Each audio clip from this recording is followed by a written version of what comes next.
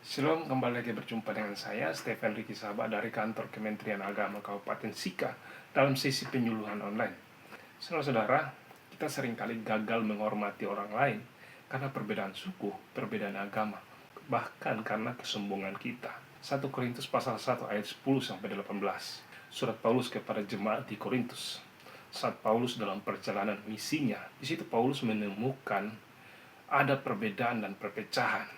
Jemaat di Korintus terpecah dalam beberapa kelompok. Kelompok pertama merasa sebagai pengikut Paulus, kelompok kedua pengikut Apolos dan pengikut Kefas, dan yang paling merasa rohani dengan mengatakan diri sebagai pengikut Kristus.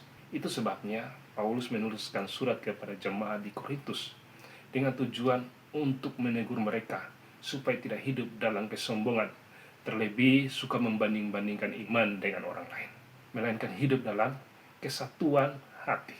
Saudara-saudara, Paulus menegaskan dalam ayat yang ke-13, adakah Kristus terbagi-bagi? Adakah Paulus disalibkan karena kamu? Atau adakah kamu dibaptis dalam nama Paulus? Perkataan Paulus menjadi penegasan bahwa setiap orang percaya yang telah dibaptis berada dalam satu ikatan yang sama, yaitu Yesus Kristus.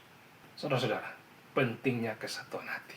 Orang yang punya kesatuan hati, baik dalam keluarga, dalam bekerja, dalam hidup bermasyarakat, terutama satu di dalam Yesus Kristus, hidupnya jauh lebih damai, jauh lebih sukacita, dan pasti diberkati. Kesatuan hati lahir dari orang-orang yang punya beragam latar belakang yang berbeda, pendidikan yang berbeda, agama yang berbeda, status yang berbeda, suku yang berbeda, tetapi mereka bisa hidup dalam keharmonisan.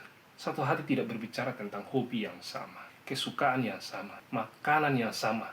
Tidak, saudara. Melainkan kesatuan hati adalah kebersamaan, tapi tidak memandang perbedaan.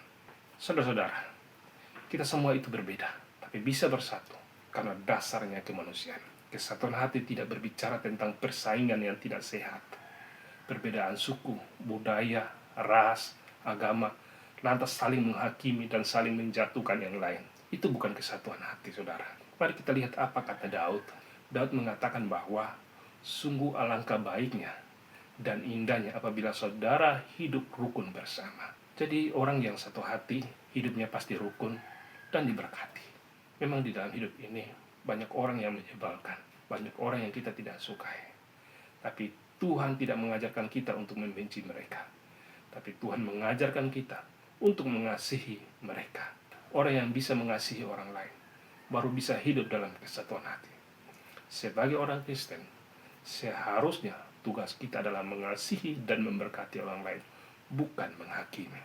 Dari penyuluhan online kali ini mengajarkan kita untuk hidup dalam satu hati, di dalam perbedaan. Karena Tuhan Yesus sendiri telah mengajarkan kita untuk mengasihi sesama, bukan memandang perbedaan. Sampai jumpa di penyuluhan online berikutnya.